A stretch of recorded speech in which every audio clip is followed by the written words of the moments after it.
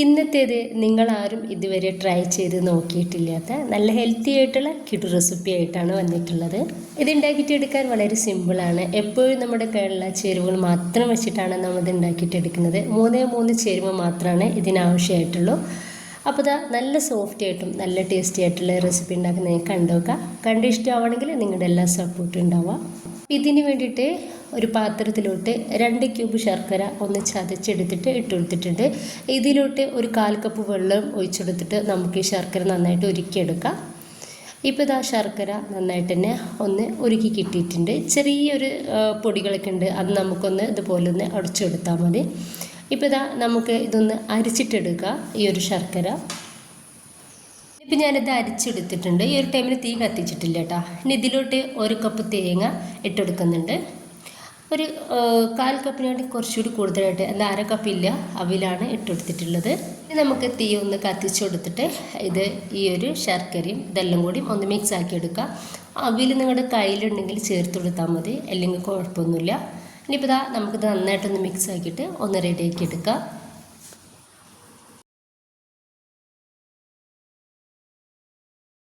ഈ ഒരു ടൈമിൽ ഞാൻ ഇതിലോട്ട് ഒരു 1/4 ടീസ്പൂണ് പട്ടയുടെയും ഏലക്കയുടെയും പൊടിയാണ്, രണ്ടും കൂടി പൊടിച്ചെടുത്തിട്ടുള്ളതാണ്, അതാണ് ചേർത്ത് കൊടുത്തിട്ടുള്ളത്. നിങ്ങൾക്ക് പട്ടയുടെ ആ ഒരു ടേസ്റ്റ് ഇഷ്ടമില്ല എന്നുണ്ടെങ്കിൽ ഏലക്കായ മാത്രം പൊടിച്ചത് ചേർത്ത് കൊടുക്കുക. നന്നായിട്ടൊന്ന് മിക്സ് ആക്കി എടുക്കുക. ഇനിയിപ്പോൾ ഇതാ നമുക്ക് ഇത് വെള്ളമൊക്കെ ആ ശർക്കരയൊക്കെ ഒന്ന് വറ്റിയിട്ട് റെഡിയായിട്ട് കിട്ടിയിട്ടുണ്ട്. ഇനി നമുക്ക് ഇത് ഒരു പാത്രത്തിലേക്ക് മാറ്റി കൊടുക്കാം. അതേ പാത്രത്തിലോട്ട് തന്നെ ഒരു 4 ക്യൂബ് ശർക്കര പൊടിച്ചെടുത്തിട്ടുണ്ട്. അതിലോട്ട് 1/2 കപ്പ് വെള്ളം ഒഴിച്ചെടുത്തിട്ട് നന്നായിട്ടൊന്ന് മെൽറ്റാക്കി എടുക്കുന്നുണ്ട്. ഇപ്പോൾ ഇതാ ഈ ശർക്കര നന്നായിട്ട് തന്നെ ഉരുകി റെഡിയായിട്ട് കിട്ടിയിട്ടുണ്ട്. ഇനി നമുക്കിതൊന്ന് അരിച്ചെടുക്കാം. പൂയൊക്കെ ഉണ്ടാവും, അപ്പോൾ അതുകൊണ്ട് നന്നായിട്ട് അരിച്ചെടുത്തിട്ട് ഒന്ന് മാറ്റി വെക്കാം. വേറൊരു പാനിലോട്ട് ഞാനിതാ 1 കപ്പ് അരിപ്പൊടിയാണ് എടുത്തിട്ടുള്ളത്.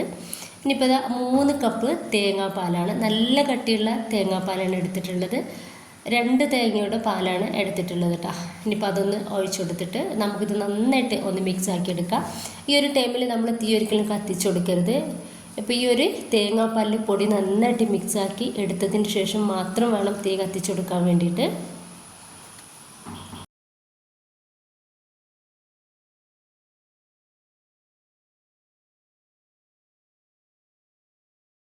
ഇനിയിപ്പോൾ ഇതാ പൊടിയൊക്കെ നന്നായിട്ടൊന്ന് റെഡിയായിട്ട് കിട്ടിയിട്ടുണ്ട്. ഇനി ഞാൻ ഗ്യാസ് ഒന്ന് കത്തിച്ചു കൊടുക്കുന്നുണ്ട്.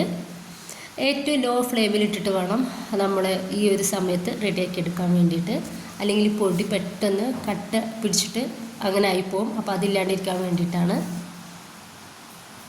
അപ്പോൾ നമ്മുടെ പാൻ ഒന്ന് ചൂടായി വരുന്നേ ഉള്ളൂ കേട്ടോ. അപ്പോൾ പൊടിയിലേക്കൊന്നും ചൂടെത്തിയിട്ടില്ല. അപ്പോൾ ഇതാ ഏകദേശം ചെറുതായിട്ടൊന്ന് ചൂടായിട്ട് വരുന്നപ്പോൾ ചെറുതായിട്ടൊന്ന് തിക്കായിട്ട് വരുന്നുണ്ട്. ഈ ഒരു പൊടി നമുക്ക് തേങ്ങാപ്പാലിൽ കിടന്നിട്ട് ജസ്റ്റ് ഒന്ന് തിളച്ചിട്ട് ഒന്ന് ബോവായിട്ട് കിട്ടണം. അതുവരെ നമ്മൾ ലോ ഫ്ലെയിമിൽ ഇട്ടിട്ട് തന്നെ ഒന്ന് മിക്സാക്കി കൊടുക്കുക. ഇപ്പോൾ ഇതാ നന്നായിട്ട് തന്നെ ഒന്ന് തിക്കായിട്ട് കിട്ടിയിട്ടുണ്ട്. 1-2 മിനിറ്റ് കൂടി നമുക്കിതുപോലെ തന്നെ വെക്കാം, എന്നെങ്കിലാണ് ആ ഒരു പൊടി വേവായിട്ട് കിട്ടുള്ളൂ. ഇത് നമ്മുടെ പൊടി തേങ്ങാപ്പാലിൽ കിടന്നിട്ട് ഏകദേശം ഒന്ന് വേവായിട്ടുണ്ട്. ഈ ഒരു ടൈമിൽ നമ്മൾ റെഡിയാക്കി വെച്ചിട്ടുള്ള ആ ഒരു ശർക്കര ഇതിലേക്ക് ഒഴിച്ചെടുക്കുക. ആദ്യം തന്നെ ശർക്കര ഇതിൻ്റെ കൂടെ ഒഴിച്ചെടുക്കരുത് കേട്ടോ. അപ്പോൾ പൊടി വേവായതിൻ്റെ ശേഷം മാത്രം വേണം ഒഴിച്ചെടുക്കാൻ വേണ്ടിയിട്ട്. നല്ല മഴ പെയ്യുന്നുണ്ട്, അതുകൊണ്ട് തന്നെ മഴയുടെ സൗണ്ടൊക്കെ ഉണ്ടാവും. ക്ലിയറായിട്ട് കേൾക്കുന്നുണ്ടാവും എന്ന് വിചാരിക്കുന്നത്. അപ്പോൾ അത് നന്നായിട്ട് ഒന്ന് മിക്സാക്കി കൊടുക്കുക. ഈ ഒരു സമയത്തൊക്കെ നമ്മൾ തീ ഏറ്റവും ലോ ഫ്ലെയിമിൽ ഇട്ടിട്ട് വേണം റെഡിയാക്കി എടുക്കാൻ വേണ്ടിയിട്ട്.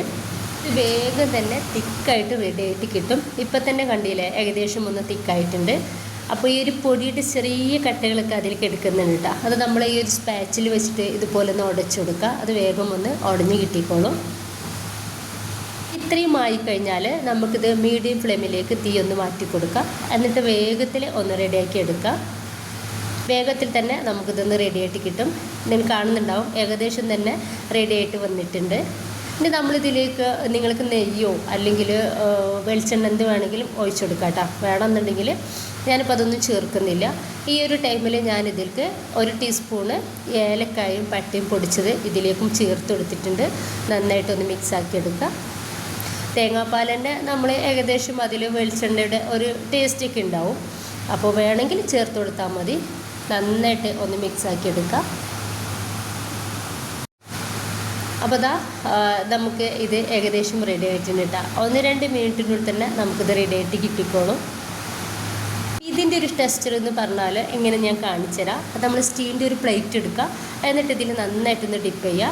അങ്ങനെ ഡിപ്പ് ചെയ്യുമ്പോൾ തന്നെ ഈ സ്റ്റീലിൻ്റെ പ്ലേറ്റിൽ ഒന്നും ആവുന്നില്ല എന്നുണ്ടെങ്കിൽ ഇത് നമുക്ക് റെഡി ആയിട്ടുണ്ട്. ഇത്രയും മതി കേട്ടോ. ഇനിയിപ്പോൾ ഞാനിതാ ഇതുപോലൊരു കേക്കിൻ്റെ മോൾഡ് എടുത്തിട്ടുണ്ട്. സ്റ്റീൽ പ്ലേറ്റിലേക്കും നമുക്ക് റെഡിയാക്കി കൊടുക്കാം. അതിലേക്ക് ഞാനിതാ ഇതുപോലൊരു എന്താ പറയുക വാഴയുടെ ഇല വെച്ചെടുത്തിട്ട് കുറച്ച് വെളിച്ചെണ്ണ തേച്ചെടുത്തിട്ടുണ്ട്. അതിലേക്ക് നമുക്കിതിൽ നിന്ന് കുറച്ച് ഇട്ട് കൊടുക്കാം. എന്നിട്ട് സ്പാച്ചിൽ വെച്ചിട്ട് നന്നായിട്ട് തന്നെ നമുക്ക് ഇതൊന്ന് ഓർഡർ ചെയ്തെടുക്കാം. ചൂടോടെ തന്നെ വേണം നമ്മളിതൊന്ന് റെഡിയാക്കി എടുക്കാൻ വേണ്ടിയിട്ട്. ായിട്ടൊന്ന് റെഡിയാക്കി എടുത്താൽ നമ്മളിതാ റെഡിയാക്കി വെച്ചിട്ടുള്ള ആ തേങ്ങയുടെയും അവിലിൻ്റെയും ശർക്കരയുടെയും ആ ഒരു ഫില്ലിംഗ് ഇല്ലേ, അത് മുഴുവനായിട്ട് തന്നെ നമുക്ക് ഇതിലേക്ക് ഇട്ടുകൊടുക്കാം. ഇതിൻ്റെ നടുവിലായിട്ട് വേണം ഇട്ടുകൊടുക്കാൻ വേണ്ടിയിട്ട്. എന്നിട്ട് കൈ വെച്ചിട്ട് തന്നെ നമുക്കിത് എല്ലായിടത്തും ഇതുപോലെ ഒന്ന് ആക്കി കൊടുക്കാം. നന്നായിട്ട് തന്നെ ഒന്ന് പ്രസ്സാക്കി കൊടുക്കട്ടോ. എന്നെങ്കിലാണ് നമുക്ക് ഇത് ഈ ഒരു മോൾഡിൽ നിന്നും എടുക്കുന്ന സമയത്ത് നല്ല കറക്റ്റായിട്ട് കിട്ടുള്ളൂ. അപ്പോൾ ഞാനിത് നന്നായിട്ടൊന്ന് റെഡിയാക്കി എടുത്തിട്ടുണ്ട്. ബാക്കി വന്നിട്ടുള്ള ആ ഒരു മാവ് കൂടി നമുക്കിതിലേക്ക് ഇട്ടുകൊടുക്കാം. എന്നിട്ട് അതും ഇതുപോലെ തന്നെ ഒന്ന് റെഡിയാക്കി എടുക്കുക. നന്നായിട്ടൊന്ന് പ്രസ്സാക്കിയിട്ട് റെഡിയാക്കി എടുക്കുക. നല്ല ചൂടാണ്, അപ്പോൾ കൈ വെച്ചിട്ട് പറ്റില്ല. നമ്മളിതുപോലെ സ്പാച്ചിൽ വെച്ചിട്ടോ ചട്ടുകം വെച്ചിട്ടോ ഇതുപോലെ റെഡിയാക്കി കൊടുക്കുക.